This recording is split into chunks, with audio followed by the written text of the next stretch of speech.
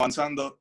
Entonces, le damos la bienvenida al presidente de la Red Latinoamericana de Jóvenes por la Democracia, Juan Carlos Vargas de Chile, quien va a dar una pequeña introducción sobre lo que es la red y lo que está haciendo el foro virtual Juventud y Democracia. Adelante, Juan Carlos. ¿Cómo están? Muy buenas tardes. Muchas gracias por acompañarnos de manera virtual. Este foro originalmente estaba pensado para haberse desarrollado en Ciudad de Panamá durante estos días, pero bueno, lamentablemente, por todo el contexto, en marzo, de forma responsable, decidimos suspender con anticipación este foro, que esperamos prontamente podamos realizarlo presencialmente, gracias a la colaboración de nuestros donantes que han colaborado durante estos 5 años de historia de la red, que era uno de los motivos también principales para poder reunirnos en este mes. Era el poder recordar el por qué se funda esta organización, el por qué tenemos a cientos de activistas, de organizaciones de la sociedad civil, de partidos políticos, que trabajan en base a un sueño en común: mayor democracia, mayor libertad en nuestra región y, por supuesto, un respeto pleno a los derechos humanos. Para eso, comenzamos con este ciclo, y qué mejor forma de hacerlo con el título que le pusimos nosotros, que era Formación Política para la Defensa de la Democracia, con dos grandes expositores como es Antonio, como es Sebastián, para poder conversar con los chicos que se van conectando hasta ahora ya en nuestro inicio del Foro Anual de Juventud y Democracia. Mañana también nos va a acompañar Diego Arria, nos va a acompañar también Edmund Mulet, para hablar sobre el multilateralismo, sobre todo en esta crisis, y qué va a pasar post pandemia, cómo nos estamos organizando y cómo va a funcionar de aquí en adelante. También vamos a estar el día jueves conversando sobre la cooperación internacional en tiempos de crisis con Olinda Salguero, que es la jefa de gabinete del Sistema de Integración Centroamericana, que es el SICA. Y también vamos a tener a Andrés Pastrana el 1 de mayo, al expresidente de Colombia. Y en el mes de mayo aprovechamos la instancia de poder dar un poco esta exclusiva. Vamos a lanzar un ciclo con mujeres líderes de América Latina. Vamos a comenzar con la vicepresidenta de Uruguay, con Beatriz Argimón, quien estaremos dando a conocer ya con mayor detalle los horarios y las fechas en los próximos días. Así que muchas gracias por unirse, por conectarse a esta hora de la tarde desde diferentes países de la región para conversar, para dialogar y, por supuesto, para poder formarnos, que es lo que buscamos y queremos. Dejo con usted en esta ocasión a Yatzel Román, nuestro secretario general desde República Dominicana, quien conversará con nosotros. Claro, y solamente agregando que todavía no lo hemos anunciado, pero precisamente junto a la Fundación Konrad Adenauer vamos a estar teniendo al secretario general de la Organización de Estados Americanos, Luis Almagro. Eso lo vamos a estar anunciando en breve, y que será también una conversación importante con relación a todo lo que está pasando en la región. Y ya para presentar a nuestro moderador oficial del día de hoy, le damos la bienvenida a Frank Ali, quien es el representante de la Red Latinoamericana Jóvenes por la Democracia en Honduras. Frank, ¿cómo está Tegucigalpa? Un gusto, Yatzel. Yo sé que Tegucigalpa es una de tus ciudades favoritas, así sé como Antonio y Sebastián, cuando logren visitar por acá en algún momento, la van a incluir de sus top 10 ciudades y países como este país 5 estrellas, Honduras. Es un placer saludarles a todos. Inicio saludando y agradeciendo, principalmente haciendo conciencia en los jóvenes a nivel internacional que nos acompañan, de la titánica labor que hace nuestro director internacional, como lo es Juan Carlos en Chile, Yatzel desde República Dominicana, Jonathan desde México, nuestro secretario general, y los demás que son parte del directorio, en hacer posible este tipo de eventos, ya que no se pudieron hacer de forma presencial, lastimosamente por esta pandemia mundial. Hoy lo hacemos de forma virtual, con jóvenes liderazgos de toda América Latina, y mi aplauso y agradecimiento siempre a nuestro directorio, que por su labor muy loable y de muy buen trabajo, podemos tener estos eventos.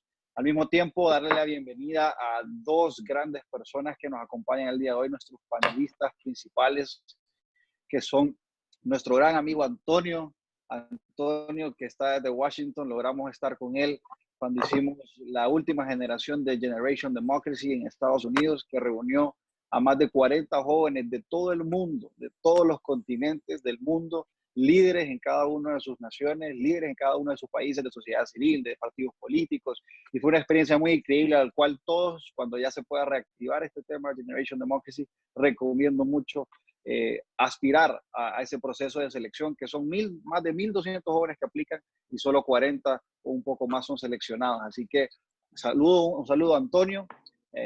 No sé si te quieres presentar, quieres decir algo antes de comenzar ya formalmente las participaciones y después presentar a Sebastián. Vale, muchas gracias, Frank. Bueno, es un gustazo verte otra vez. Efectivamente, estuvimos juntos en Washington el año pasado para la cumbre global. Efectivamente, más de 1.200 aplicaron y entre esos 40 jóvenes líderes alrededor del mundo, no solamente América Latina, participaron, entre ellos Frank. Ahí nos tuvimos el placer de conocernos. Bueno, yo creo que yo soy como casi un honorario centroamericano porque viví mucho tiempo en Guatemala, 6 años, 7 años casi, trabajando tanto en Guate como en Honduras y obviamente en El Salvador. Y tengo muy buenos recuerdos de Tegucigalpa, de Puerto Cortés, de Omoa, de San Pedro Sula. Bueno, ya, ciudades. Bueno, para mí en realidad que es un placer estar con todos vosotros. Muchas gracias por la invitación para poder compartir unos minutos, ¿no?, con toda la red juvenil para hablar un poco más sobre la formación política para la defensa de la democracia que estamos haciendo en el IRI para fortalecer a los partidos políticos, sociedad civil, a los jóvenes y qué preocupaciones, retos y oportunidades vemos en estos tiempos tan complicados. Así que lo dejo ahí, Frank, Yatzel, todos, muchas gracias por la invitación. Sí, y Frank, me permite Sí. un segundo, entonces yo presentar a Sebastián porque Claro, precisamente adelante. celebrando los 5 años de la red, queremos recordar algo. En el año 2018 tuvimos este foro presencial en la ciudad de Lima, Perú, y ahí recibimos el apoyo precisamente de quien era el muy dinámico director de la oficina de la Konrad Adenauer en ese país, que era precisamente Sebastián. Un evento que fue bastante complejo, como recordarán muchos de los que participaron, porque creo que fue como 10 días antes cayó el gobierno y era en medio de la Cumbre de las Américas y entonces cayó el gobierno completo, cambiaron canciller, toda la agenda que todavía teníamos preparada no se sabía si se iba a llevar a cabo, pero el apoyo que recibimos en ese momento de la Fundación Konrad Adenauer permitió que hiciéramos un evento muy exitoso, muy a pesar de ese muy difícil tráfico que existe en Lima y con perdón de los amigos aquí peruanos, pero el tema del tráfico fue complejo. Entonces le damos la bienvenida a Sebastián, director ahora ya no de Perú, sino del programa de partidos políticos y democracia de la Konrad Adenauer. Sí, buenos días, Yatzel. Yo también, Juan Carlos, Antonio, Frank, un gusto compartir ahí con ustedes mesa y gracias por la invitación. Como dice bien Yatzel, digamos, mi relación con la juventud LAC no viene de ayer, sino realmente ya es un tiempo largo. Y ya conozco muchos que están activos ahí también ya varios años antes del evento que tú acabas de mencionar, pero por cierto me parece una iniciativa muy importante y también muy focalizada. Eso es lo que a mí francamente me gusta porque es un advocacy que ustedes van a los cumbres y nosotros estamos muy contentos de apoyar. Yo recuerdo esos días también con mucho cariño y sí, fue bastante, digamos, movido la situación ahí con el nuevo gobierno. Como Perú, ya estoy acostumbrado en los últimos 3 años, es un país extremadamente movido, eso no va a cambiar tan rápidamente. Bueno, si quieren después cuento un poco de eso, pero ahora estoy aquí en mi capacidad de representante en Montevideo. Siempre digo, hicimos una gran fiesta, porque yo empecé el 1 de febrero, hicimos una gran fiesta que fue el cambio de mando, ¿no? Cuando asumió el presidente Luis Lacalle Pou, que todo lo podíamos vivir después de 15 años de gobierno del Frente Amplio, una alegría grande para mí y para los amigos, ¿no?, del Partido Nacional. También asumió nuestra gran amiga Beatriz Argimón en la vicepresidencia. Ayer justamente tuvimos una Zoom conferencia con ella y 300 jóvenes del Partido Nacional en todo el territorio de Uruguay. Bueno, y de ahí empezó toda esa situación que ya conocimos, ¿no? Y he estado 3 años en Lima, y bueno, antes también he tenido muchos diferentes puestos en Naciones Unidas, por ejemplo, donde conocí a Edmond Mulet, quien ya mencionaron, y bueno, un largo historial, digamos, de trabajo por la democracia, por los derechos humanos, sobre todo en Venezuela y en Cuba, donde he viajado también varias veces a apoyar a la disidencia, evidentemente. Ahí después seguramente me vuelven a dar la palabra. Un abrazo. Muy bien.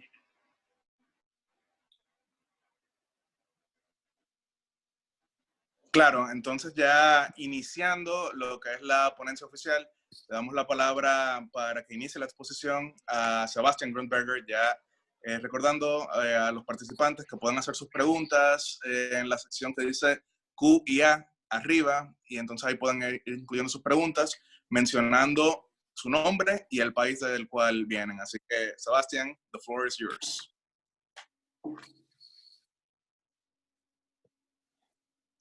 Gracias, Yatsi. Disculpa que te pregunte, ¿cuántos minutos debo hablar para estar más o menos en sus expectativas? Sí, serían 15 minutos de introducción, luego entonces 15 minutos perfecto. Tony, y luego entonces 30 minutos de preguntas y respuestas.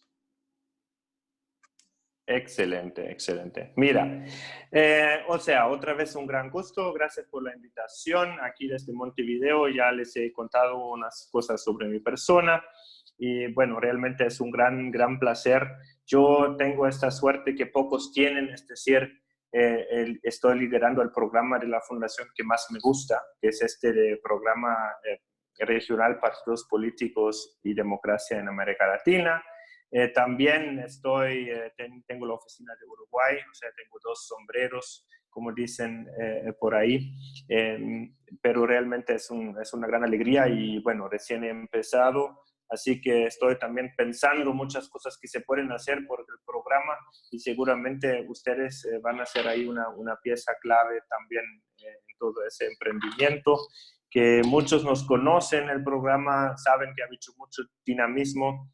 Y si tú ya dices que trato de ser también dinámico, evidentemente, porque si no, ¿para qué estamos? ¿No? Si ya tenemos ese tipo de puestos, hay que hacer algo con ellos, porque la responsabilidad en la región es muy grande. Yo quiero dividir mi ponencia en 2 partes. Una cosa es que quiero presentarles un poco con 7 tesis donde yo veo que la democracia dónde está ahora la democracia latinoamericana y la situación de los partidos políticos.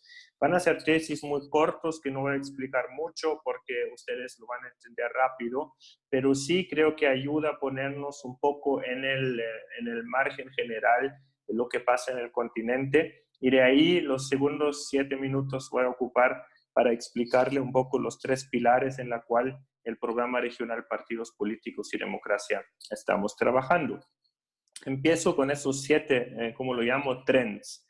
El primer trend es de que ya no hay un trend ideológico. Pasamos a toda la pink tide, de ahí pasamos por experiencias populistas de izquierdas, después de derechas, pero hoy en día, la verdad, tenemos muy distintos desarrollos. Algunos van a la izquierda, algunos van a la derecha, un poco una experiencia de que cada país va un poco en su propio rumbo, en su propia dirección, sin un trend generalizado. Eso del corona también de alguna forma acentúa eso, porque uno puede apreciar que cada gobierno un poco encuentra sus propias soluciones a la crisis. Se cierran literalmente fronteras y cada uno va un poco por su lado con sus propias estrategias, ¿no? Desde personas francamente irresponsables, el más irresponsable casi sentado en Nicaragua, hasta personas muy duras como Perú, pero le sale un poco no tan bien cuando uno ve las infecciones, hasta un approach mediano, moderado como es el de Uruguay, que aquí está funcionando muy bien. Segundo punto, estamos viviendo en un escenario de descontento social y de protestas, donde muchos países de alguna manera han explotado de una forma que no creíamos posible. Obviamente, sobre todo el caso de Chile, pero también en otros países hubo mucho descontento, mucha protesta en parte violenta. Recuerdo a Ecuador, recuerdo de alguna manera también a Bolivia, a Colombia, aunque obviamente todos estos cuadros tienen características distintas. El tercer punto es partidos políticos e instituciones en gran medida están vistos como parte del problema, no de la solución a los problemas.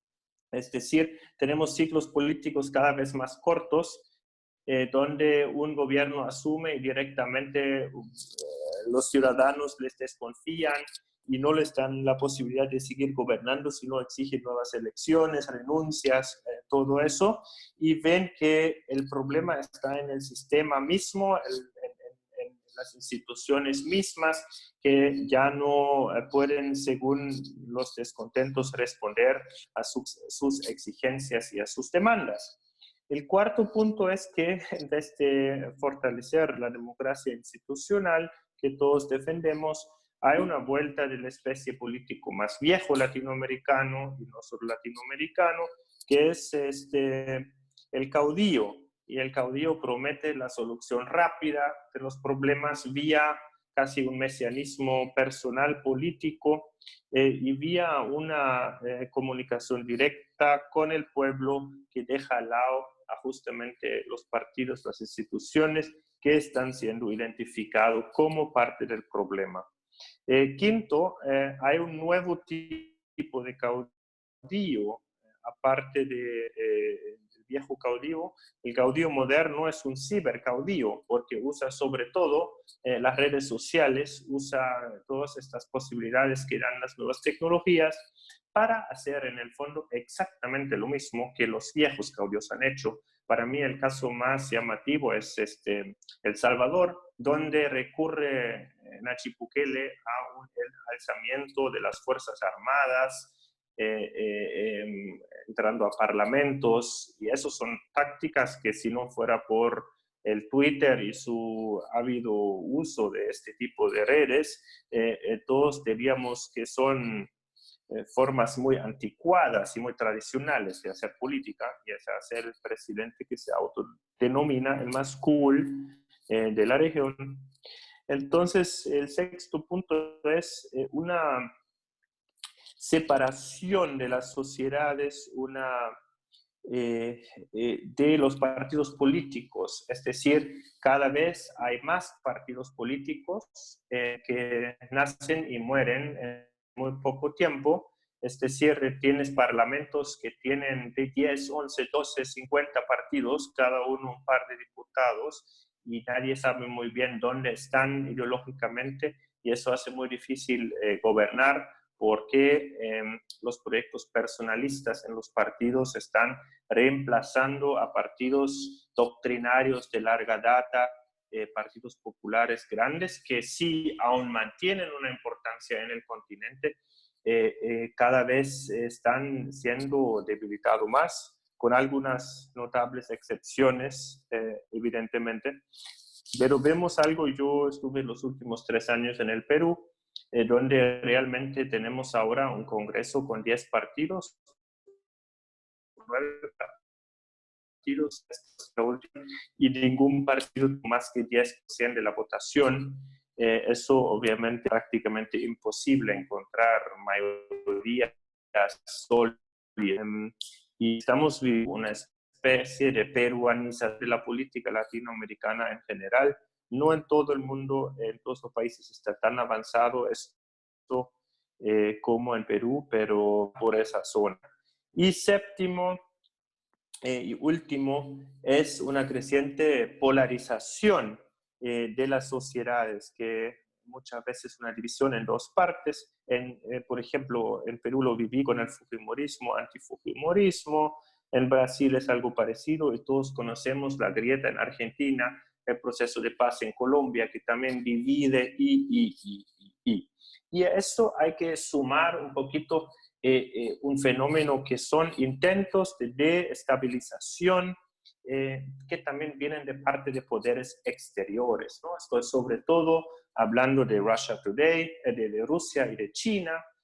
Siempre me extraña con qué ligereza se procesa informaciones de Russia Today sin problematizar de que obviamente Russia Today tiene un interés geoestratégico muy claro. Eso es propaganda del gobierno ruso y tienen interés de estabilizar a situaciones en los distintos países. No tienen un lado ideológico porque tiran agua por su propio molino, y también la poca crítica que ahora hay con todas las actividades chinas en la crisis del COVID,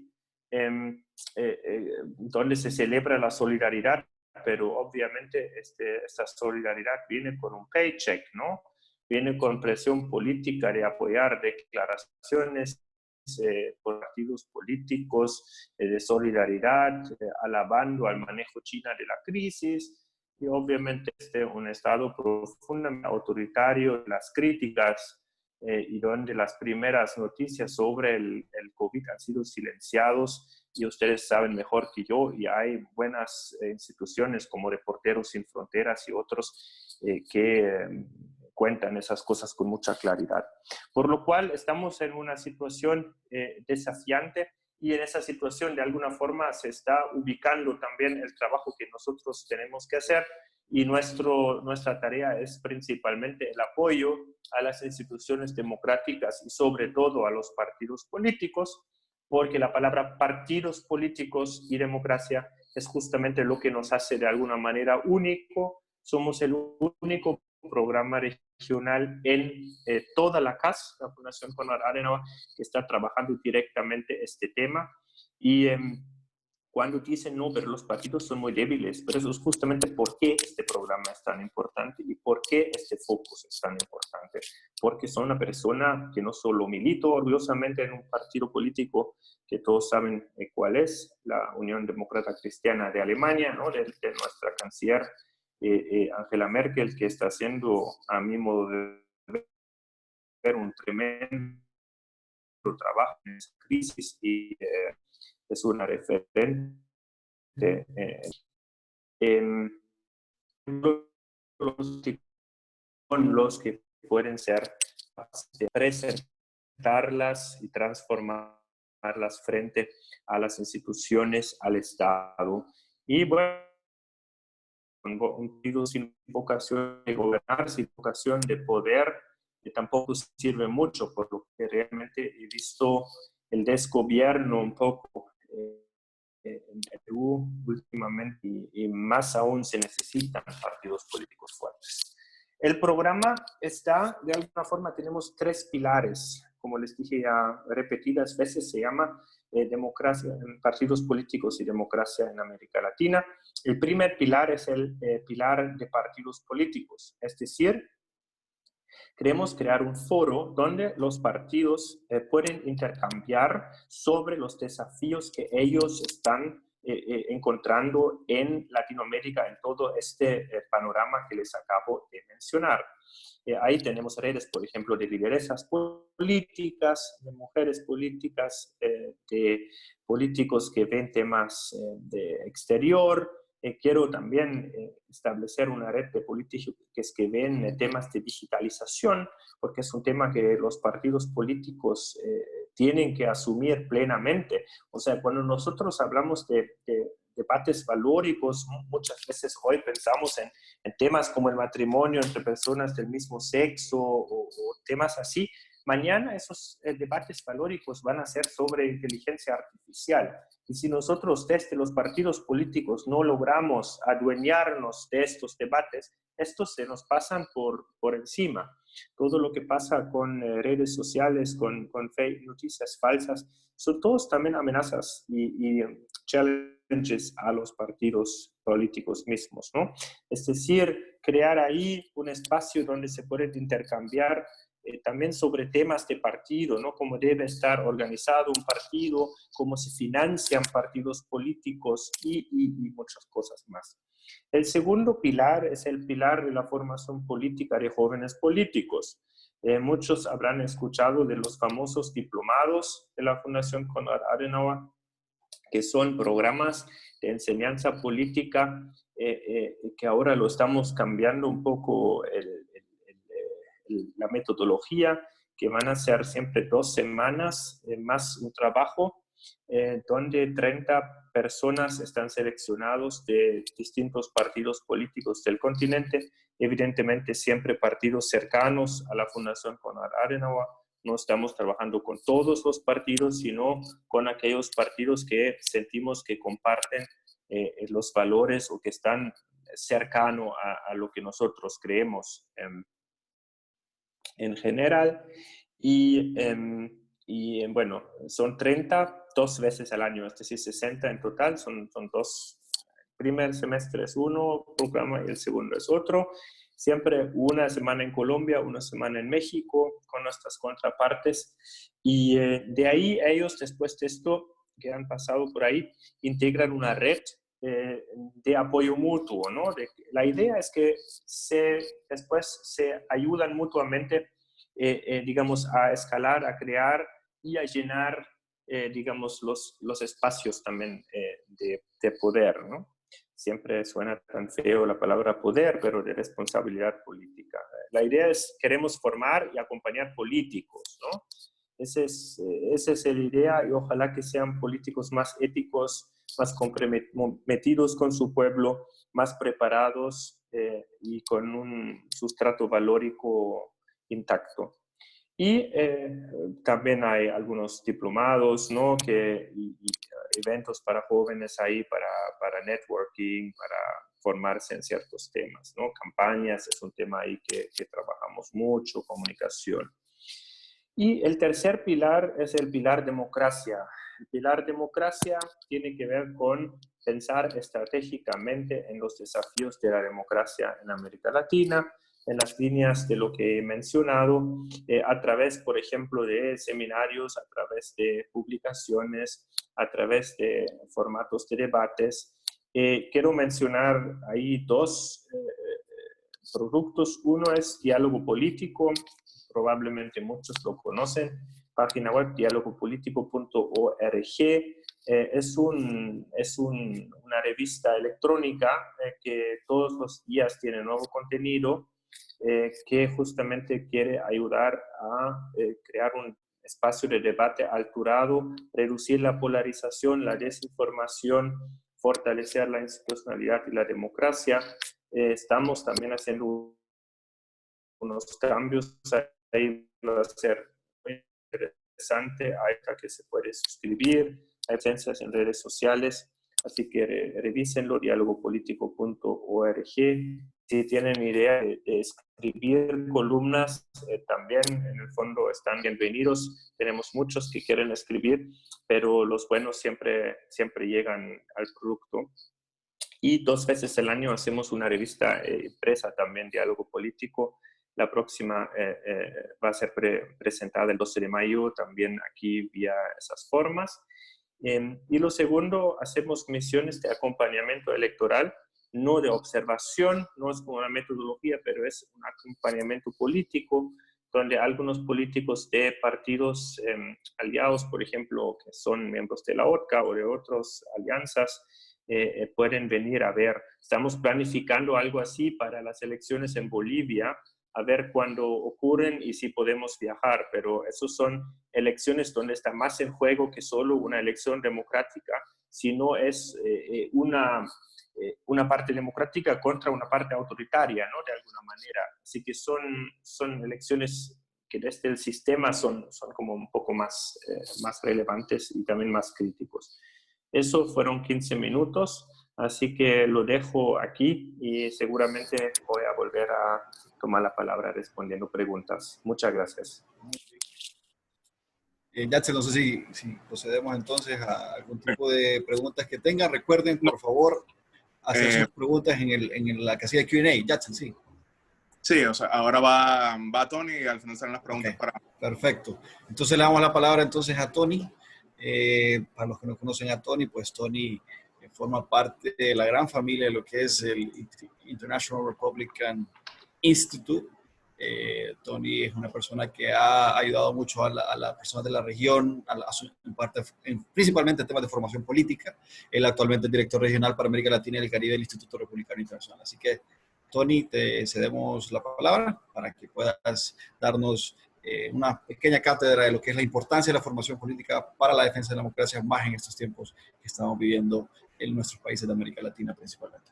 Adelante. Muchas gracias, Frank. Gracias, Yatzel. Y bueno, gracias, Sebastián, por esos puntos y esa exponencia. Y justo aprovechar, agradecerle también nosotros como Instituto Republicano Internacional al CAS, ¿no? Porque también colaboramos mucho con ellos en América Latina, particularmente en nuestros programas en Panamá. Así que muchas gracias, Sebastián, por esa colaboración. Pues nada, mira, yo quería hablar un poco sobre lo que estamos viendo ahora, ¿no? En la región, el reto de avanzar la democracia sigue, y en estos momentos creo que en esta crisis, esta incertidumbre global es aún más importante, ¿no? Esa confianza entre los ciudadanos y las autoridades es sumamente importante en estos tiempos. Es de manera importante fortalecer las instituciones, la democracia, los derechos humanos y obviamente la gobernanza, ¿no? La gobernanza democrática. Sumamente importante, es clave. Hay que recordar que los jóvenes, como es la red de jóvenes aquí de América Latina, son actores cruciales y tienen que estar empoderados como agentes de cambio positivos en sus comunidades, ¿no? Como habíamos hablado un poco aquí con Frank en su tiempo en Washington con el Generation Democracy. El IRI como institución promueve estas ideas. La red que había hablado Frank es una red de jóvenes de más de 600, alrededor de 70 países, incluyendo América Latina. Esta red, como vosotros, es un ejemplo de la importancia de la formación política en América Latina. Las iniciativas que tenemos alrededor del mundo, por ejemplo, en Guatemala tenemos los Ideathons, ¿no? Donde el IRI está trabajando con ciudadanos en varias municipalidades, particularmente del alto plano, ¿no? Sitio con mayoría migración hacia Estados Unidos, donde desarrollan los planes, ideas para mejorar a sus comunidades, basado en necesidades locales. Esto sigue de manera virtual. También cómo se pueden adaptar, ¿no? a la situación actual. Estamos trabajando en capacitar a candidatos a elecciones para los consejos jóvenes, que serán los primeros en Colombia, ahora en noviembre, depende de si no se cambian las fechas. También estamos muy involucrados en proyectos legislativos, por ejemplo, en Colombia estamos participando con el Comité de Paz, que están yendo a los territorios para evaluar las necesidades para la implementación de paz. Esto sigue, ¿no? Para informar a los ciudadanos de los retos y las oportunidades. Seguimos capacitando a los equipos técnicos en las asambleas nacionales de Panamá, Ecuador, Guatemala, Perú, Colombia, en cómo pueden promover leyes, cómo pueden seguir manteniéndose al tanto y en conexión con sus ciudadanos, ¿no? Y esta gestión es aún más importante en estos tiempos. Justo en Colombia hemos elaborado un manual de comunicación en crisis para que los gobernantes puedan usar y puedan saber cómo colaborar, cómo hablar, cómo interactuar con los ciudadanos en estos momentos tan complicados. También, y hay muchos desafíos, ¿no? Legislativos, pero mantener a los legislativos activos, cómo pueden poder usar estos módulos virtuales para seguir en comunicación, para seguir fiscalizando al Ejecutivo, a los otros órganos del Estado, es sumamente importante, porque ya se sabe que puede ser complicado mucho en estos tiempos tan de emergencia, que se pueden complicar las cosas en términos de corrupción y transparencia. Pero hay muchos retos, ¿no? Por ejemplo, hay mucha información errónea en la región, que es preocupante. Solamente pueden ver lo que está pasando, por ejemplo, en Ecuador, que se había mencionado. Nos preocupa mucho los países en donde los gobernantes no están tomando el tema de la crisis en serio. Justo el analista brasilero Oliver Stenkel ha llamado esto el Ostrich Alliance, ¿no? La alianza avestruz. Estos populistas, o bueno, modernos caudillos, podemos decir, que tienen sus cabezas, no sé, proverbiales en la arena, que están pasando olímpicamente sobre las advertencias internacionales y las amenazas de la salud pública. Entre algunos de nuestra región tenemos a Daniel Ortega de Nicaragua, dictador de Nicaragua. Tenemos también al presidente populista de Brasil, Bolsonaro. En la semana pasada el secretario general de la ONU advirtió sobre una disminución global de los derechos humanos luego de la pandemia del coronavirus, ¿no? Ya que las naciones comiencen a usar la crisis como una excusa para tomar medidas contra la disidencia de las minorías. Es un tema que hay que tener en mente. Justo esta semana en la revista Foreign Policy, el analista Florian Weiber habló un poco sobre el aumento de las medidas autoritarias en las democracias y las dictaduras para combatir lo de COVID-19 y ofreció como una hoja de ruta para controlar a los gobernantes, diciendo que cualquier violación a las libertades civiles deben ser temporales y proporcional, ¿no? Argumentó, crucialmente las medidas de emergencia deben tener un marco de tiempo claramente definido para evitar conducir a un estado de emergencia en permanencia, ¿no? Y justo podemos recordar solamente en Egipto, en los años 70, cuando asesinaron a Sadat, y Mubarak gobernó a Egipto por más de 30 años bajo medidas de emergencia. Eso es un tema que hay que tener muy, muy, muy en cuenta. En varios países en América Latina, por ejemplo, en Honduras, Frank, han habido preocupaciones sobre la corrupción relacionada con el dinero de ayuda para mitigar al COVID-19. En Guate, la semana pasada, el presidente indicó que las próximas 2 semanas iban a haber un aumento de casos, pero bueno, comenzaron a aliviar las medidas de toque de queda supuestamente para la semana que viene. Obviamente presiones de sociedad civil, sector privado, pero bueno, hay que tener en cuenta, ¿no?, estos temas. Justo en El Salvador, la situación sigue bastante tensa con los temas de derechos constitucionales. El presidente Bukele ha enviado el ejército a las calles para cumplir las medidas de queda de Estado. Han ordenado que los automóviles de los ciudadanos sean confiscados. Justo lo que ha pasado con las prisiones, con las maras durante el fin de semana. Son temas que hay que tener en mente. Justo en Colombia, en estos días, el alcalde de Choco ha sido suspendido por temas de corrupción. Estas cosas son preocupantes. Algunos gobiernos han suspendido los derechos y libertades constitucionales, han adoptado medidas y mecanismos, ¿no?, de vigilancia más amplios y han contribuido a la desinformación, como ya he mencionado. Estas medidas son preocupantes de retroceso democrático, pero la pandemia también ha relevado solidaridad, ¿no?, la resistencia de los ciudadanos comunes en toda la región, que es un punto muy importante también de tener en cuenta. Por ejemplo, nuestros colegas en el IDI han definido y han puesto como el ejemplo los medios digitales y las organizaciones sociales que se unieron bajo la iniciativa Tómatelo en Serio México, no para proporcionar información de salud adicional al público, a pesar de la renuncia del gobierno nicaragüense a imponer medidas de prevención para contener el COVID-19, que es muy preocupante, muy preocupante.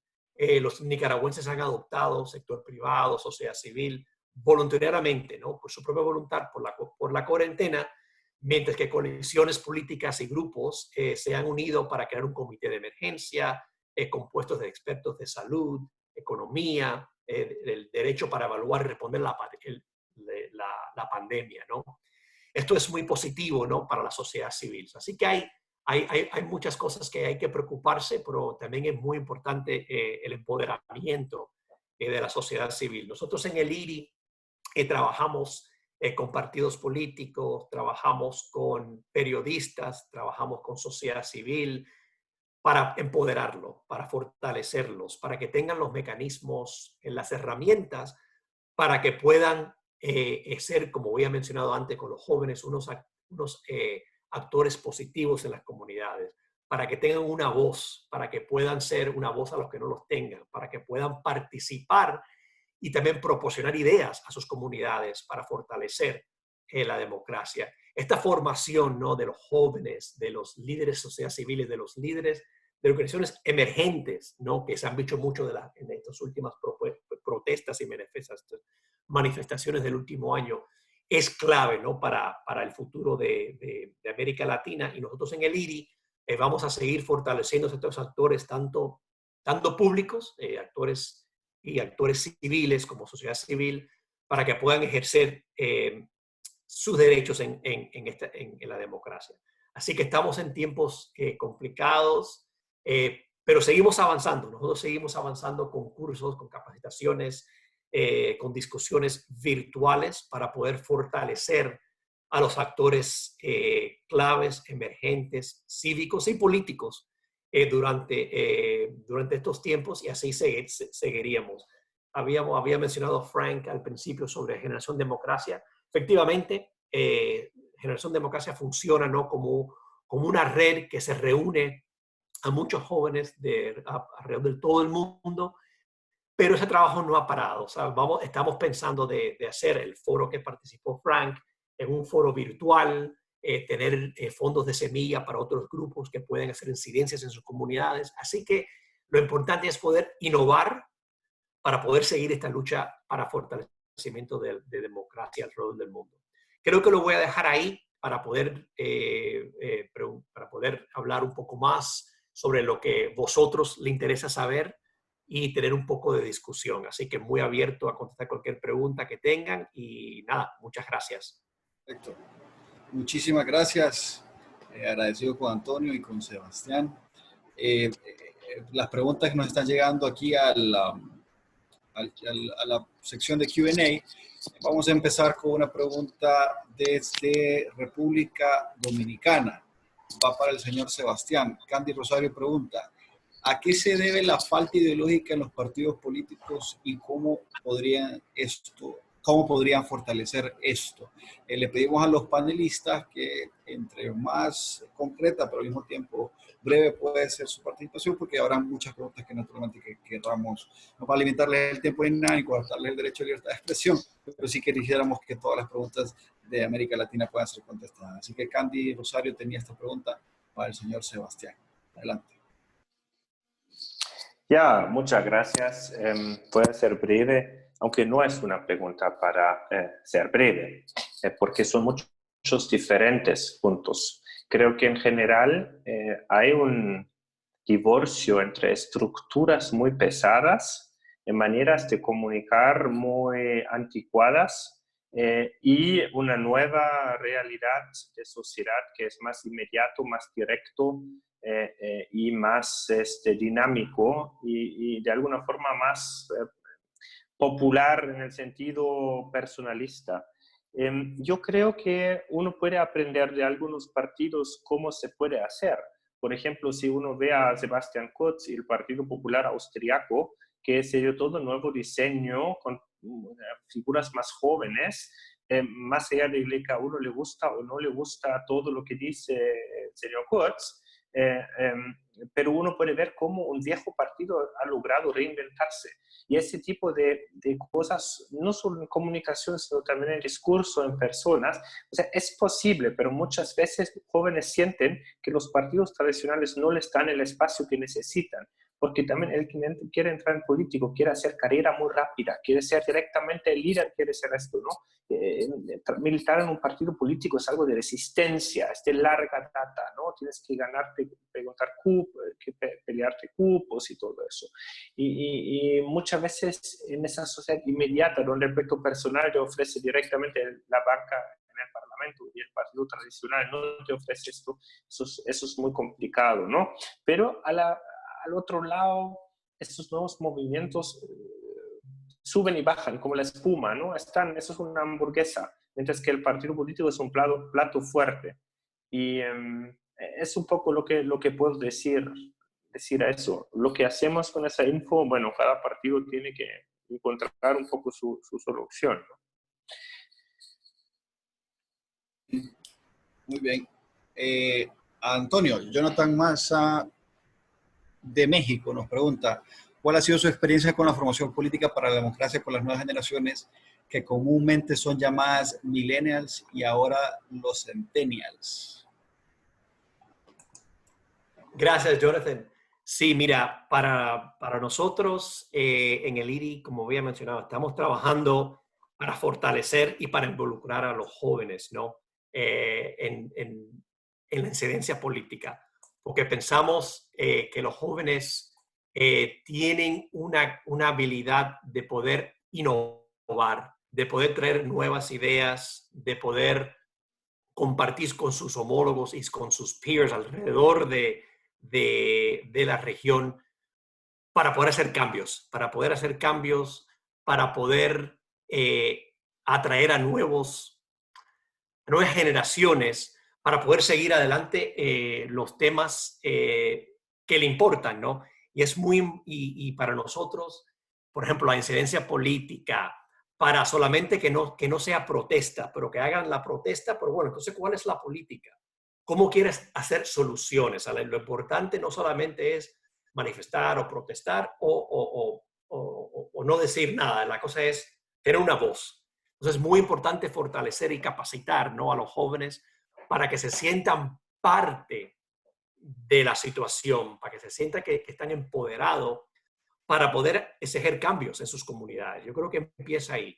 Yo creo que también los partidos políticos es muy importante, como había estado comentando Sebastián, que los involucren a los jóvenes, porque si se quieren mantener hay que involucrar y hay que innovar. Así que la experiencia es capacitación, involucrar, empoderar y dejar que lideren. Y yo creo que con eso necesitan una voz.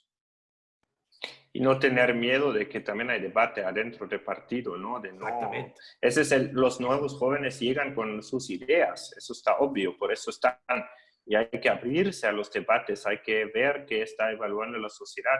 Cuando Adenauer decía, cuando dos personas siempre tienen la misma opinión, ambos no sirven de nada. Y eso es un poco de no temer a esas discusiones internas necesarias, ¿no? Sí, bueno, siguiendo con eso que mencionabas, a Konrad Adenauer se le atribuye, no sabemos si lo dijo verdad, pero se le atribuye haber dicho que hay 3 grados de enemistad: los enemigos mortales y los compañeros de partido.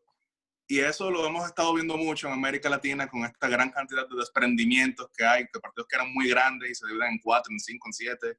Entonces, ¿puede la formación política ser una base para que quizá gente que personalmente no se lleve muy bien, por lo menos se unan en torno a un ideal?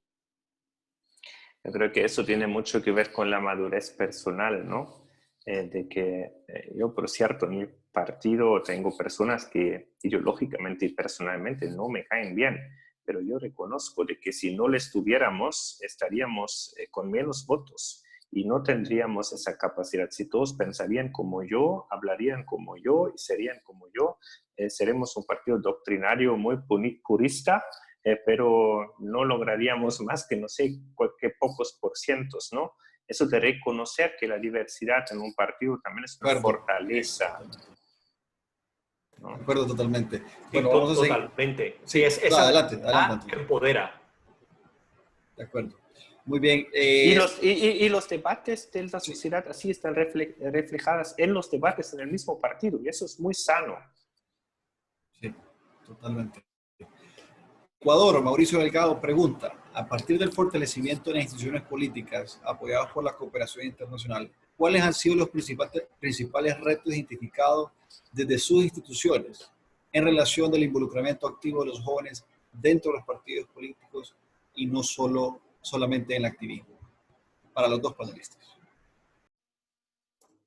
Bueno, para nosotros, los retos más grandes es, por ejemplo, es poder capacitar a los jóvenes y después involucrarlos en los partidos políticos, ¿no? Que formen los wings de sus partidos, que se involucren, que participen y que, bueno, que empiecen incidencia desde el partido. Hemos tenido varios casos que hemos trabajado con jóvenes también en sus primeros mandatos, y lo que hacemos con ellos es, decimos, bueno, ahora ganaste, ¿ahora qué haces?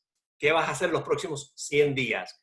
Entonces nos sentamos con ellos y hacer una mapa de ruta sobre la plataforma que hicieron y cuáles son las realidades, cómo lo pueden implementar, cómo pueden comunicar con sus constituyentes, o sea, cómo pueden innovar ese mensaje. Entonces, eso yo creo que para nosotros ha sido muy clave, tanto sea en Colombia, en Guatemala, en Ecuador, esa capacitación de los jóvenes y involucrarlos y darles una voz en los partidos y que hagan incidencia, ha sido creo que una fortaleza de nuestros programas de incidencia política. Sí, yo no tengo mucho más que decir que Tony ahí. Yo creo, mira, cuando nosotros estamos hablando de, por ejemplo, de startups, ¿ya? Disculpa que me voy a este lado. Hay todos estos startups que hacen todas esas cosas, incubation, acceleration y todo eso. Y eso falta un poco para políticos, en el fondo, ¿no? O sea, ayudarles no solamente, me formo en un seminario un poco, sino seguir trabajando con ellos en estrategias políticas, cómo pueden ser relevantes en sus partidos.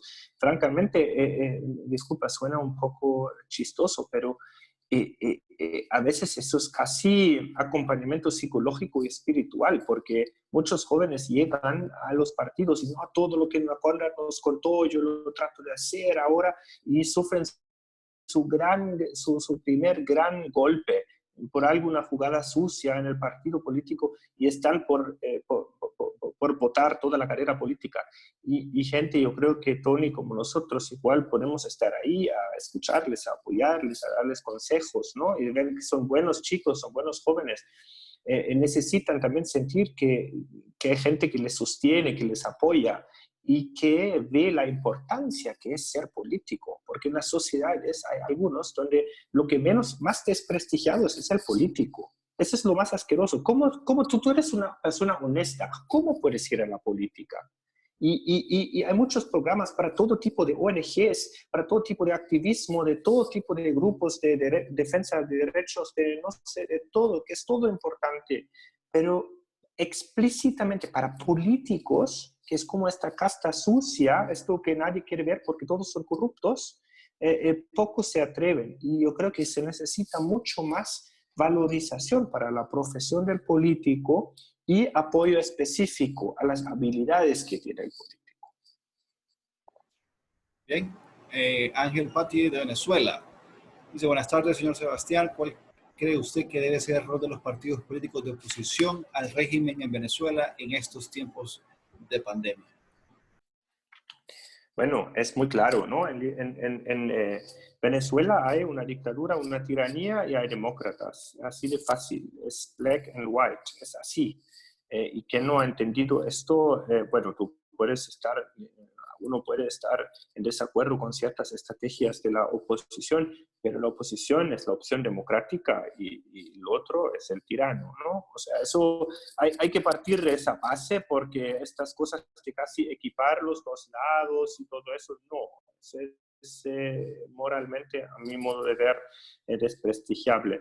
Yo creo que en la unidad está la fuerza. Ese es el gran desafío de la oposición venezolana, que tiene muchísimos pequeños partidos, pequeños capillas personales, liderazgos personales que realmente necesitan unirse más, tener una estrategia. Siempre pienso en el ejemplo de la concertación en Chile, ¿no? Donde digamos, partidos muy diversos lograron encontrar la fórmula para unirse, para derrocar la dictadura, y lamentablemente en Venezuela eso ha sido difícil, pero creo que los jóvenes tienen esa tarea de invocar la unidad. Tampoco tienen la chance, creo que, de no ser tan... en la oposición venezolana hay varias personas que son muy meritorios, pero muy conocidos como el viejo sistema. Los jóvenes ya no tienen este bagaje, no tienen estos apellidos, no generan este rechazo y pueden ser vistos como algo fresco, algo nuevo, pero creo que empujar la unidad es fundamental, la unidad en la estrategia, la unidad, la unidad. No sé si Antonio quisiera comentar sí, algo. Bueno, solamente reforzar lo que dijo Sebastián. obviamente lo más importante en estos momentos para el gobierno interino y liderado por Juan Guaidó es la unidad de todos los partidos, ¿no? Democráticos, ¿no? Que hay en el país, que tienen un mensaje muy clave contra la dictadura, contra el régimen, y también tienen moralmente, tienen esa fortaleza, y ahora con la crisis que está pasando, todas las comunicaciones que yo he visto salir del gobierno interino, lo que están haciendo, los mensajes, eso es muy importante. Y creo que esta crisis, espero que lo esté uniendo, ¿no? Para ver el gol. El gol en este momento siempre ha sido la elección libre, democrática, pero yo creo que ahora uno de los goles muy relevantes, muy importantes para los ciudadanos, es cómo salir de esta crisis de salud. Ya hablando de la crisis sociopolítica, económica, que es un desastre, ¿no? Y aún más con eso. Por eso es muy importante mantenerse esa unidad en estos momentos tan clave, para enseñar el liderazgo que tienen y que pueden aún. Muy bien, nuestra compañera y amiga, también ex becaria de Generation Democracy, Lu Argueta, del de Salvador, nos pregunta: en el marco de la crisis de desconfianza que tienen los partidos políticos, ¿qué herramientas tienen disponibles los partidos políticos de oposición para contrarrestar el poder de los líderes populistas que también son populares? Sí, es una pregunta muy buena, porque es una pregunta muy profunda, porque piensen siempre, si tú eres una persona seria y tú estás luchando contra un populista, ¿qué haces? ¿Te conviertes en populista? Te va a quedar muy mal el traje, porque el populista es experto en populismo. Es decir, al profesional que tira lodo, no le respondes tirándole lodo, porque tú vas a perder en este terreno exclusivo del populista. Por lo cual es muy difícil. Yo creo que lo más inteligente es mostrar al populista que sus resultados son absolutamente malos, desprestigiables, que con este tipo de, por ejemplo, ahora vemos lo que pasó en Ecuador después de tantos años de Rafael Correa. Vemos lo que dejó en las arcas fiscales, por ejemplo. ¿Ya? Vemos, y ahora en el COVID yo creo que se ve que muchos de los gobiernos autoritarios están ocultando informaciones, ¿no? Porque el fin del populista no es el desarrollo del país en gran medida. El fin del populista es quedarse en el poder. Eso es su esencia, de eso se nutre, por eso después no puede irse tampoco, ¿no? Porque es una cosa esencialmente personal, no es eso del servicio. Y creo que demascar, digamos, lo hueco del discurso populista, lo falso, es lo único que realmente puedes hacer y ofrecer respuestas serias, no imitarlo. O sea, sí, obviamente comunicar a través de redes sociales, estas cosas, obviamente que sí, pero la manera es que comunicas. Y yo siempre siento que una cierta claridad en el mensaje es importante, juntos con un mensaje positivo, proactivo. No basta decir al populista, tú eres un dictador, tú eres un populista, tú eres un impresentable, sino solo con la alegría se sale del populismo. Es decir, las campañas electorales que funcionan son estos, como la alegría ya viene de Chile contra la dictadura, son los que abren un nuevo capítulo, que crean una nueva esperanza, que pueden también llevar a personas que han creído a esta gente, al nuevo proyecto, entusiasmar joven. Esto de siempre tirar onda negativa, en cada momento repetir que es un dictador y un populista, todos lo sabemos, a largo plazo no va a llevar simplemente a hacer aparecer al populista viejo y crear algo nuevo, algo serio, algo que emociona a la gente. Es tan simple como eso, simplemente digo. Sí, no solamente para decir también lo del populista, lo que hay que hacer es ideas. ¿Cuáles son las ideas, las plataformas, cómo va a funcionar, dar información, ser transparentes, es hacer lo opuesto? Y totalmente lo que dice Sebastián, en una manera positiva, mirándose al futuro, no diciendo esto, lo otro, no, con ejemplos, con data. Data es muy, muy, muy importante, porque así uno no te puede decir nada. Así que yo creo que eso es el mensaje muy importante, y seguir esa comunicación. Y involucrar los ciudadanos, a la oposición, a todos, para tener un mensaje pero muy concreto. Muy bien. Alejandra Amador de Honduras pregunta, bueno, y una pregunta muy interesante, Antonio, porque esto inclusive lo debatimos bastante allá en Washington cuando estuvimos en la academia. La pregunta es, ¿de qué manera se está trabajando para lograr una paridad de género, tomando en cuenta que debemos crear más espacios en política para las mujeres? Asumo yo que habla de paridad de género dentro de los partidos políticos. Un tema bien interesante que tuvimos amplia discusión allá en Washington. Adelante, Antonio. Gracias, Frank. Y recuerdo eso perfectamente. Un viernes por la tarde. No, pero definitivamente, mira, el empoderamiento de la mujer, el paro de género es sumamente importante para poder tener ideas balanceadas, ideas que puedan llegar más de lo que uno está pensando. Esa diversidad es fortaleza. Nosotros tenemos en el IRI, por ejemplo, tenemos varios proyectos para empoderar a la mujer política en los congresos, a los equipos de los congresistas, equipos mujeres, de cómo comunicar, cómo empoderarse, cómo empoderarse políticamente, cómo ejercer, cómo comunicar mensajes claves. Todos estos temas es muy importante. Y también tenemos la Red para la Democracia de la Mujer, WDN Women's Democracy Network, donde tenemos capítulos por todo, bueno, en realidad que por todo el mundo, ¿no? Tenemos en Guatemala, justo no tenemos uno en Honduras, pero deberíamos empezar uno. Así que se lo pongo a sus miembros como reto. Si están interesados, por favor, le dan mi correo electrónico y podemos hablar cómo pudiéramos empezar. Y la idea de estos capítulos es formar una red de mujeres donde pueden hablar de temas de importancia a las mujeres, donde pueden ejercer políticamente, donde pueden poner propuestas políticas que impactan, ¿no? a este grupo de la sociedad tan importante.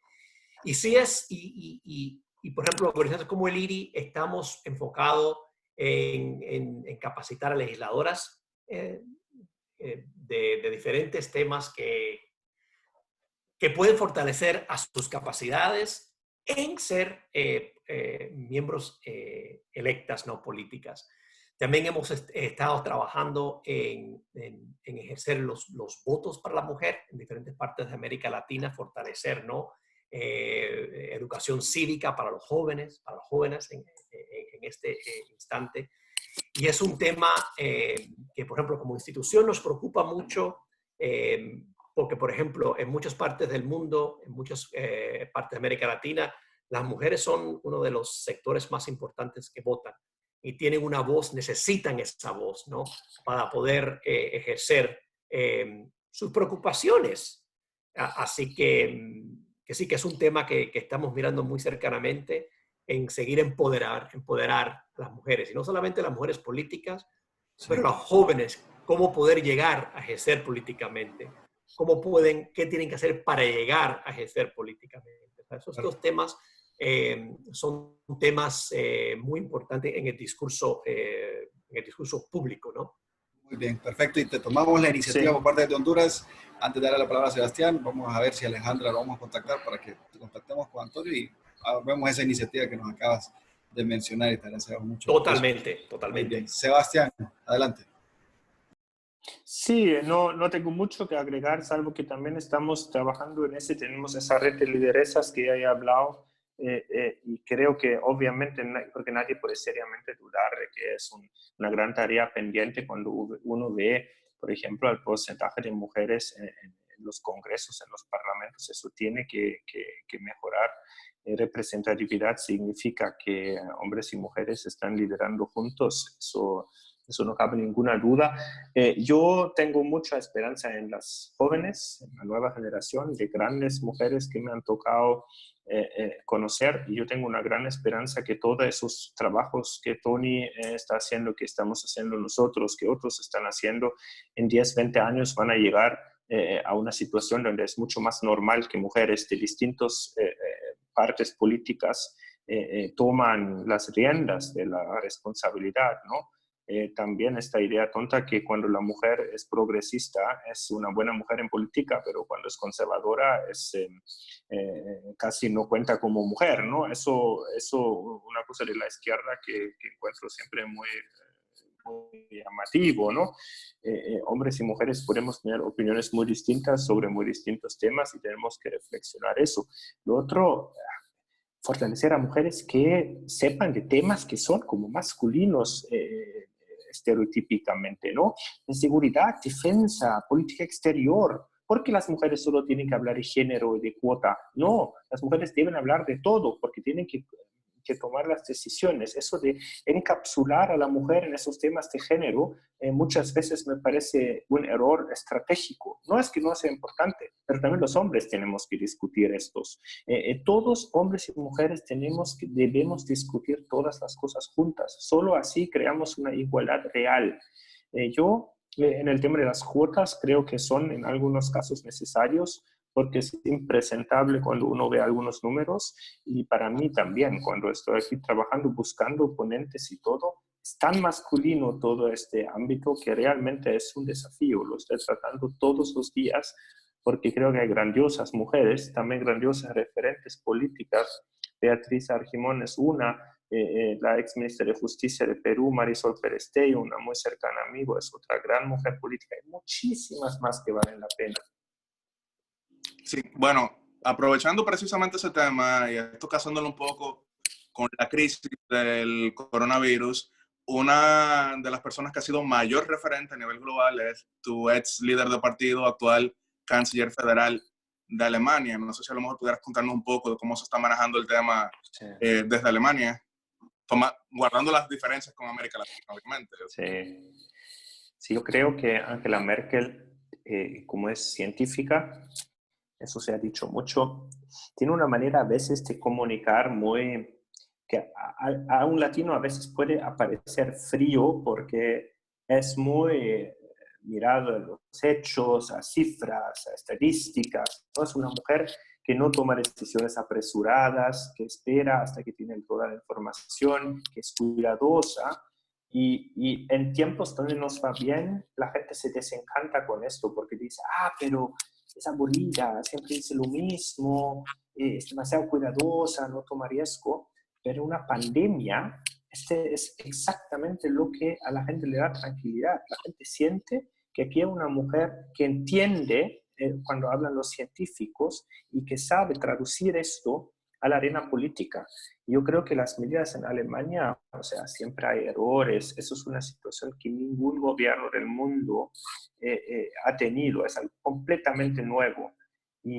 Pero la prudencia que hemos tenido en Alemania, y también quiero decir, no hemos tenido que cerrar toda Alemania como otros países lo han tenido que hacer, porque Merkel logró transmitir a la población de que tienen que hacer un uso responsable de su libertad.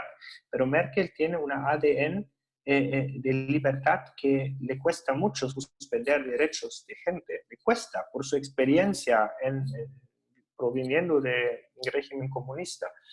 Y como esa ADN valórica que ella tiene ahí, ese amor a la libertad, junto con su approach muy científico, creo que le ha ayudado mucho. Y también creo que simplemente el éxito del sistema de salud alemán también le ayuda, porque se ve que a diferencia de otros países en Europa que tienen similares números de infectados, Alemania tiene mucho menos fallecimiento, ¿no? Se ve éxitos en la gestión. Bueno, Angela Merkel obviamente no solo en ese tema, sino en muchos se ha perfilado no solo como una de las grandes lideresas mundiales, sino en general una de las referencias políticas a nivel global, ¿no? Creo que ahora estamos en la política chica, pero cuando pasa ese tiempo de Angela Merkel, muchos la van a ver todavía con ojos un poco más admiradores, por mucho que uno puede estar en desacuerdo con una u otra decisión que haya tomado, ¿no? Como suele ocurrir. Antonio, no sé si quieres comentar o pasamos a la siguiente pregunta. No, definitivamente. Alemania ha hecho un trabajo muy bien. También es un tema de aprender, ¿no? De adaptar. Aquí en Estados Unidos, obviamente, hemos tenido también un país muy grande, ¿no? Muchos casos. Distinto. Tenemos un sistema muy descentralizado, ¿no? Con los estados, los gobernadores ejerciendo los diferentes planos para cada ciudad o cada estado. La economía, obviamente, como todo el mundo, ¿no? Ha sufrido muchísimo. Entonces hay que ver cómo se puede adaptar, no ser responsable, porque sí que es una crisis y sí que es una pandemia de salud que hay que tomar muy en serio, y cómo se puede balancear y y qué va a pasar después que todas estas reglas, ¿no?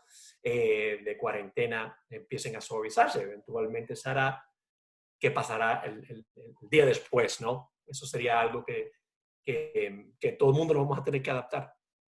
Muy bien. Ernesto Díaz desde Cuba nos pregunta, en Cuba no hay una posición reconocida por el gobierno, aunque en realidad sí la hay. ¿Qué herramientas podemos utilizar los jóvenes para democratizar un movimiento que no esté afiliado al régimen cubano? Si quiere, empieza Sebastián. Es que el tema cubano, a mí me da un poco de pena que con Venezuela y todo, la gente ya no ve tanto a Cuba, ¿no? O sea, el tema cubano por muchos años ha sido parte de la ADN de todos nosotros, de luchar por la democracia en Cuba. Y ahora con Venezuela, con Nicaragua, con Bolsonaro, con todo eso, como Cuba dentro de su gravedad sigue siendo estable, tenemos un régimen obviamente que está ahí empeorando casi la situación con el nuevo dictador. Ya no se puede decir el nuevo presidente, ¿no? El nuevo dictador. Y creo que, bueno, enfrentar a la dictadura con todo lo que uno puede, ¿no? Y trabajar que la comunidad internacional no deje de ver lo que está pasando ahí, ¿no? O sea, como yo lo he contado, he vivido 2 veces, he conocido a grandes referentes de la oposición cubana, muchos de ellos ahora ya están en Miami o en España, ya después les he visto en libertad. Han sido inteligentes en sacarles porque ya no están ahí en Cuba, ¿no? Eso obviamente les aumenta la chance de represión porque grandiosas personas de la oposición ya no están, ¿no?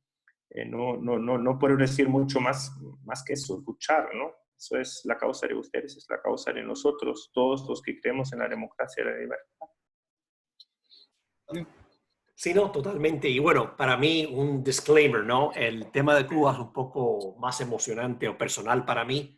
Mis padres justo vinieron de Cuba en el año 60, 61 y bueno, están en Miami, ¿no? Ya mucho más tiempo en Estados Unidos que en Cuba, pero mi padre piensa de Cuba todos los días y ve el tema de Venezuela muy cercanamente por el tema de Cuba, ¿no? Eso es algo muy personal. Una de las cosas, sí, efectivamente, yo creo que es muy importante que los jóvenes, la sociedad civil, se fortalece, ¿no? Es importante que los líderes cubanos como José Daniel Ferrer, como todo el mundo sabe que estuvo encarcelado un montón de tiempo, lo acaban de sacar a principios de abril, justo querían que se fuera del país, es uno de los, no se ha ido, porque es importante que estos líderes se mantengan en el país, porque obviamente los jóvenes políticos de sociedad civil de los años 60, los líderes, todos se fueron. Entonces, que se faltó ese hueco, ¿no? en Cuba. Pero es muy importante fortalecer, capacitar a los jóvenes líderes, a darles oportunidades. Por ejemplo, los grupos emergentes. Los grupos emergentes ahora que han sido apolíticos, en realidad, yo creo que eso es lo que le va a enfrentar mucho al gobierno cubano, al castrista. Yo creo que, por ejemplo, los derechos de animales, por ejemplo, lo que pasó cuando fue ahí la reina y el rey de España, a los derechos humanos, a esos tipos de grupos emergentes que han sido apolíticos, que tienen un poco más de espacio ahora a llegar a las calles, porque no dicen bajo con el sistema, sino, oye, esto me está impactando, porque están confrontando el sistema. Es muy importante poder fortalecerlos para que tengan una voz, para que puedan debilitar el régimen. Yo creo que el régimen está muy asustado en este momento por lo que está pasando con el COVID, con lo que está pasando con las sanciones norteamericanas en Venezuela con el tema de petróleo. Y yo creo que están apretando. Yo creo que están, por ejemplo, el tema del COVID, lo primero que hicieron, sacar o debilitar el Internet. Salieron la gente a las calles. Esos temas, esos huecos de oportunidades, hay que tenerlos muy en cuenta y cómo podemos como comunidad internacional poder aportar en estos pequeños huecos de oportunidades que hay en estos momentos. Así que yo creo que líderes como José Daniel y otros en la isla, yo creo que deben ser una inspiración, ¿no?, para los jóvenes que están ahí, como poder confrontar con el régimen. Antes de seguir con las últimas preguntas, que van a ser 4, y Frank las va a tomar de 2 en 2, saludar a quienes nos acompañan también a través de Facebook Live, que también pueden ir haciendo sus preguntas ahí en el chat de Facebook Live. Agradecemos a todos quienes se han conectado, tanto por Zoom como por Facebook Live. Hemos sido alrededor de 100 en esta tarde. Muchísimas gracias. Frank. Bueno, sí, un tema. Varias preguntas que nos llegan hablan sobre cómo es posible contactarlos a ustedes, pero creo que eso lo podemos dejar para el final para que ustedes puedan dejar algún tipo de contacto, correo electrónico a los cuales las personas nos pueden escribir para cualquier duda que tengan con sus partidos políticos o de forma individual. Aquí, regresando a las preguntas, un Anonymous, alguien que no quiere revelar, dice, volviendo al tema de falta de la ideología política en los partidos de América Latina, dice, ¿qué tipo de programas y escuelas de formación de líderes existen en la región por parte de la CAS y IRI? Al mismo tiempo, ¿qué tipo de intercambio con jóvenes líderes políticos europeos se podrían promover para hacer intercambio de experiencias entre ambas regiones, tanto Latinoamérica como Europa, para mayor enriquecimiento de su formación y mayor sinergia en una alianza transatlántica?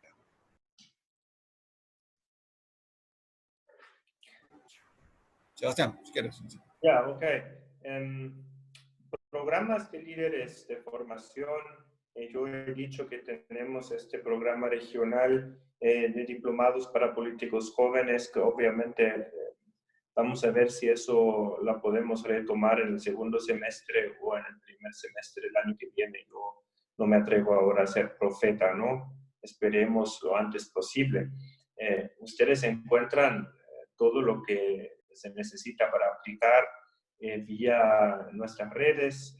Búsquenos en Facebook, en Fundación Konrad Adenauer Montevideo, en Twitter, CAS Montevideo, en Insta también en CAS Montevideo.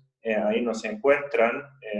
Mi nombre, punto, apellido, @cas.de es mi email, sebastian.cas.de. Yo no soy alguien que no se puede escribir, aunque no siempre respondo tan rápido como quisiera.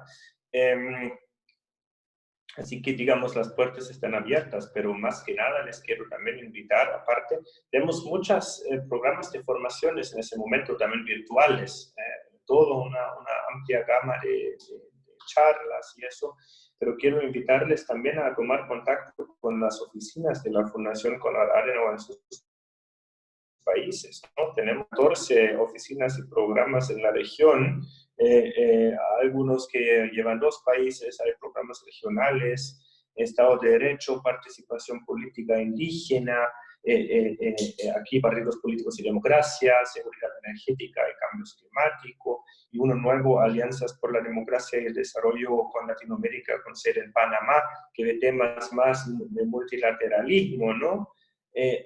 Contacten esas oficinas. Creo que para ingresar a los programas de formación también nuestras, lo mejor es ser recomendado por los programas, porque como tenemos todos estos colegas maravillosos ahí, esta red, obviamente yo tomo muy en cuenta si ellos encuentran que un joven político vale la pena apostar, ¿no? Es lógico, y crear esas redes. No, también con Europa tenemos intercambios europeos aquí y traemos también a algunos latinoamericanos allá. Tratamos como Fundación Alemana, como lo mismo con Tony, que está trabajando también para intercambio con políticos de su sector político. Nosotros hacemos lo mismo, ¿no? Parte de eso somos, creo que está bien claro. Antonio. Sí, y bueno, por nuestra parte, nosotros trabajamos mucho con jóvenes líderes a medir de nuestros programas de capacitaciones, de programas de fortalecimiento de capacidades, de liderazgo. Justo que ya veo que varios de los que han estado en el chat forman parte de Generación Democracia, Generation Democracy, que es nuestro programa creo que más grande, más importante, que involucra a los jóvenes, y tenemos muchos programas dentro de eso, de esa red, para fortalecer a los jóvenes que quieren entrar a la política, qué tienen que hacer, cómo se pueden formar. También tenemos un proyecto que es de nuestra división transatlántica, ¿no? Que se llama EDYN, the European Democracy Youth Network.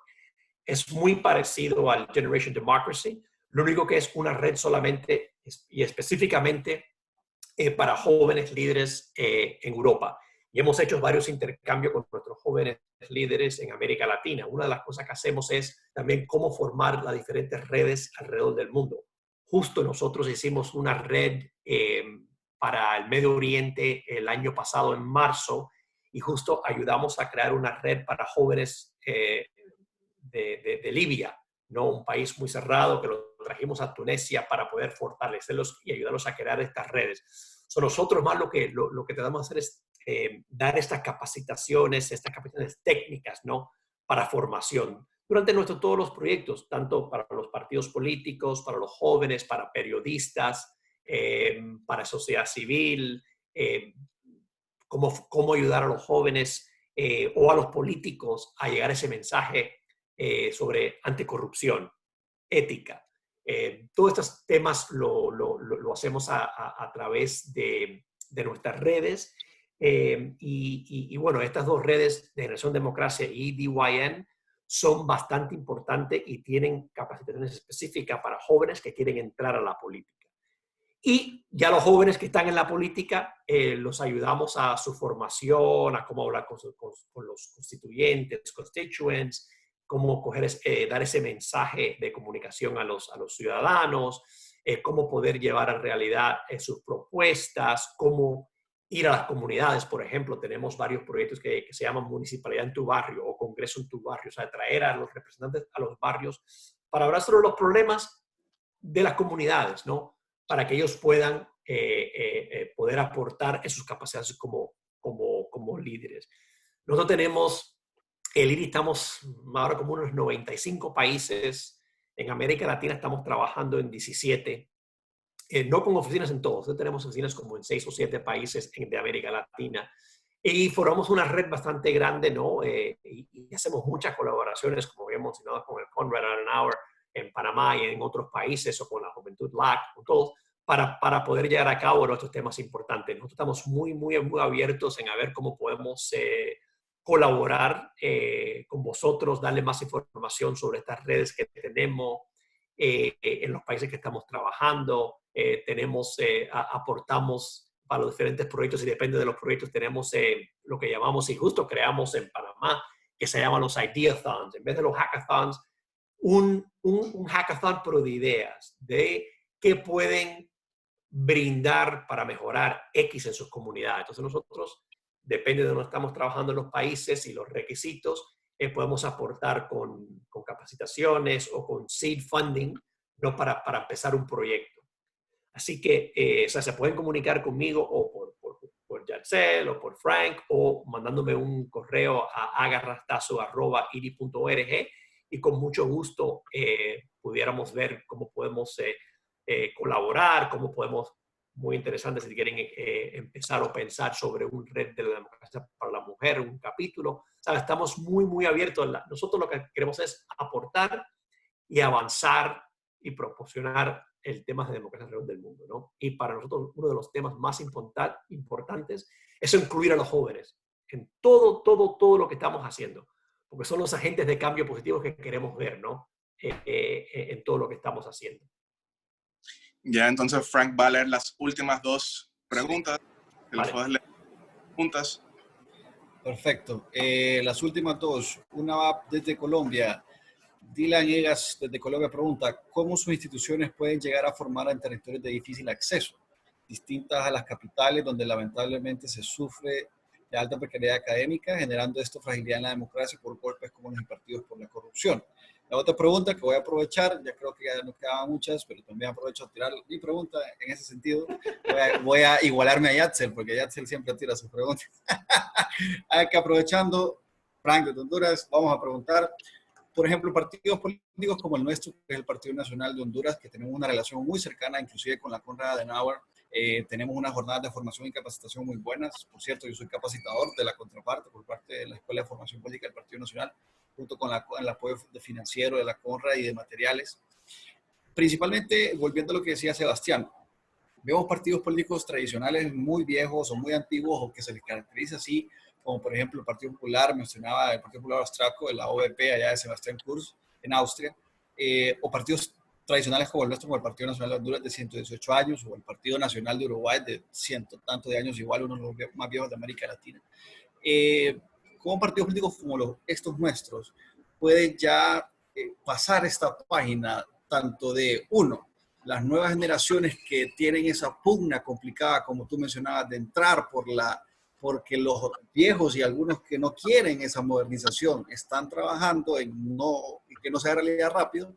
Y segundo, cómo apelar a ese nuevo discurso teniendo un partido tradicional que ha cometido errores naturalmente como cualquier institución integrada por seres humanos que han tenido señalamientos de corrupción anteriormente e inclusive actuales, aunque no se han comprobado muchos. O sea, mi pregunta exacta es, ¿cómo partidos como de 118 años o de cientos de años pueden hacer para tener ese grupo de jóvenes, atraerlo y también dar una modernización y un cambio distinto? Porque naturalmente los partidos casi tradicionales no pueden seguir con ese mismo rumbo que llevan por 5, 10, 15 años. Ya el tiempo de modernizarse y cambiar la página no solo es un tema de personas, sino que también del pensamiento, diría yo. Sebastián y después Antonio.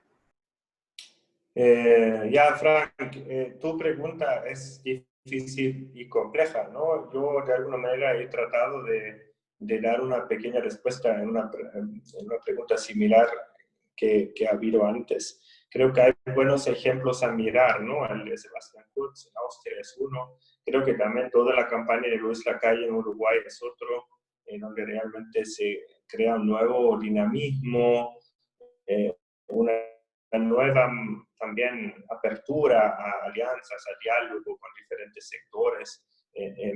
Creo que también al Partido Nacional le ha servido una red de jóvenes muy activos, que ha sido muy importante para el triunfo de la calle. Y creo que las partidos nacionales tienen una ventaja, que es una organización, ¿no? Pero en el tuyo ahora y en esos partidos, en esos lugares más difíciles y menos institucionalizados, como es, por ejemplo, Uruguay y Austria, no te voy a decir, tienes que ser como Uruguay y Austria, estando en Tegucigalpa. Aquí todo eso conozco bien, he viajado varias veces trabajando con Naciones Unidas. Yo creo que ustedes han tenido unos problemas internos que tú conoces mejor que nadie, y que tampoco quiero opinar, pero creo que es importante demostrar una regeneración y también una renovación, tanto de cuadros como de formas de hacer política, ¿no? Que eso, en el caso de Honduras, obviamente no es fácil, pero tiene una cierta fortaleza que ahora está a un piso mucho más alto que otros. La segunda pregunta, el territorio más difícil, sí es una tarea permanente, ¿no? Una respuesta es vía virtualidad.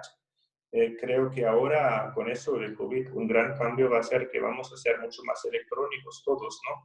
Yo creo que esos formatos electrónicos no van a desaparecer, por lo contrario, van a volver los formatos presenciales, pero eso va a quedar así, va a pasar muchas noches haciendo lo que estoy haciendo ahora aquí. Y es bueno así, ¿no? Porque ahí podemos interactuar y conversar todo.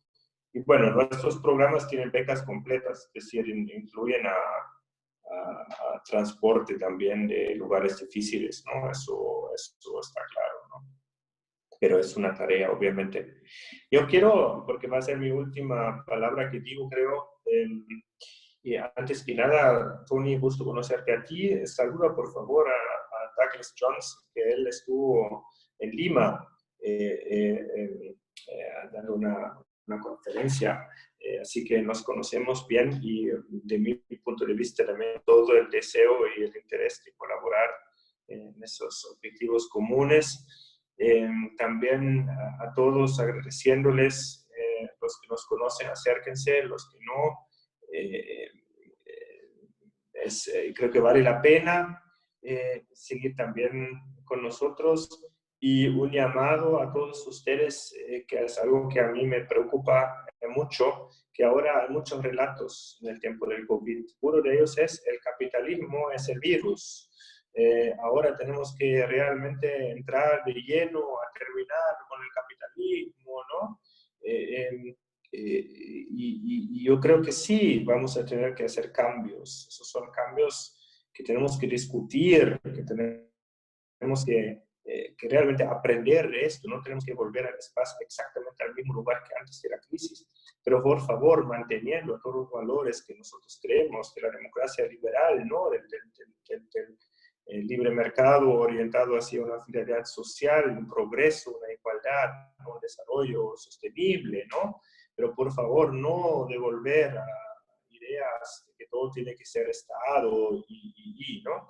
Creo que todos tenemos la responsabilidad de responder las preguntas, qué tiene que cambiar y cómo tiene que cambiar esto desde una perspectiva de las libertades y de la democracia. Y vamos a tener muchos debates y tenemos que estar intelectualmente bien preparados. Les invito a todos a luchar esos debates con nosotros. Necesitamos gente que escribe blogs, que escribe artículos, que discute queremos ser una plataforma para esa discusión que claramente viene y necesitamos muchos aliados.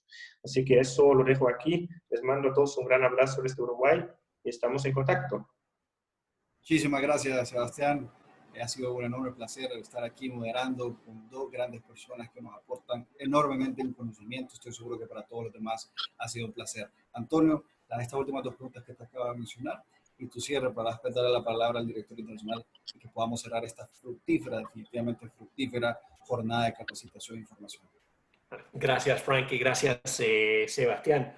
Bueno, sí, yo creo que para el tema de los partidos tradicionales, ¿no? Sí, es importantísimo para que puedan crecer, expandir, tienen que innovar, porque si no innovan, se estagnan, ¿no? Se quedan atrás.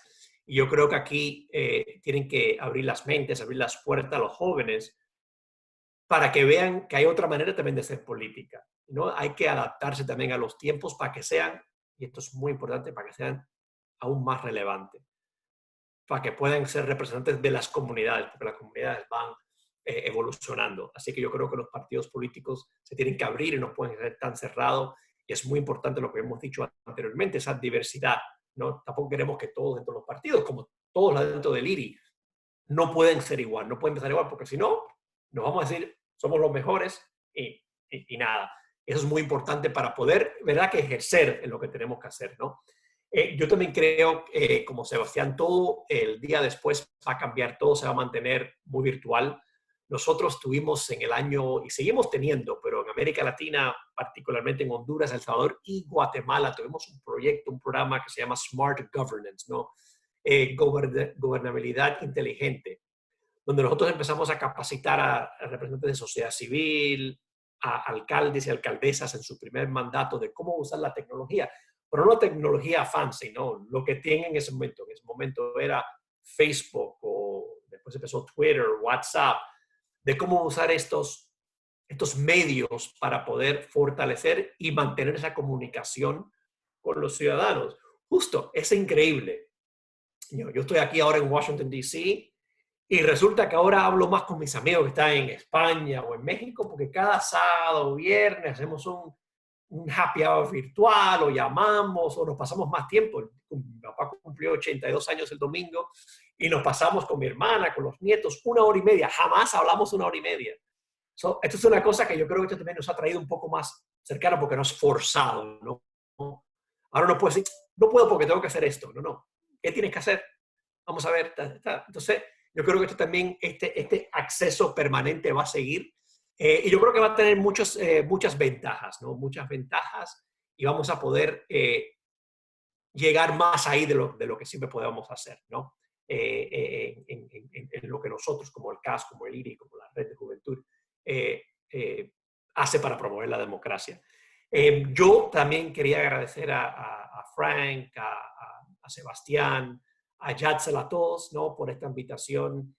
Nosotros en el IRI es un gran placer poder colaborar en estos temas. porque también estamos fortaleciendo nuestras redes, ¿no? Que mientras más fuertes son nuestras redes, más podemos ejercer y más podemos contribuir y más podemos tener el valor añadido para poder fortalecer, ¿no?, la democracia, el imperio de la ley alrededor de todo el mundo. Yo creo que eso nos fortalece muchísimo. Esta colaboración que hemos tenido, bueno, con Frank en Generation Democracy, con Yatzel, justo me había invitado para el evento en Panamá, no pudimos estar aquí, pero bueno, estamos aquí. Mira, ya será un otro tiempo más persona a persona. También al CAS, ¿no?, por esa colaboración, hablando con mis colegas en Panamá, con Beatriz, con Marcelo en su momento, que han trabajado muy cercanamente con vosotros. Queremos seguir fortalecer las colaboraciones, no solamente en Panamá, pero también alrededor de la región. Estamos muy abiertos a poder trabajar y colaborar. Y bueno, estamos aquí, como había mencionado, dispuestos y a la orden a los miembros, a los de la red que esté interesado en saber un poco más de lo que hacemos o interesado en conocer un poco más en los países donde estamos aquí con las puertas abiertas. Así que muchas gracias. Sí. Bueno, muchísimas gracias a Sebastián, muchísimas gracias a Tony, muchísimas gracias a cada una de las personas que nos acompañaron de toda la región. De hecho, en un momento vi ahí conectado a Beatriz de Ángeles, la directora del IRI para Panamá, que trabaja en el IRI. Personas. Nosotros a quienes se registran les vamos a estar haciendo llegar los correos, que aunque ya los compartieron, pero para que lo tengan en texto, tanto de Sebastián como de Tony, e igual para quienes ya no eran miembros de Juventud LAC, pero que se unieron a esta actividad y quieren tener contacto con nuestra red, pueden contactarnos en red@juventudlac.org. Como saben, mañana y pasado mañana y varios otros días seguiremos teniendo otras actividades. Esto fue el inicio de nuestro foro virtual Juventud y Democracia, y agradecemos nuevamente a nuestros expositores iniciales, que ha sido un lujo total. Muy buena tarde, noche, dependiendo de dónde estén, quizá madrugada, pero pásenla bien y cuídense lo más posible. Muchas gracias. Saludos a todos. Muchas gracias, Sebastián. Muchas gracias. Un abrazo. Un abrazo fuerte.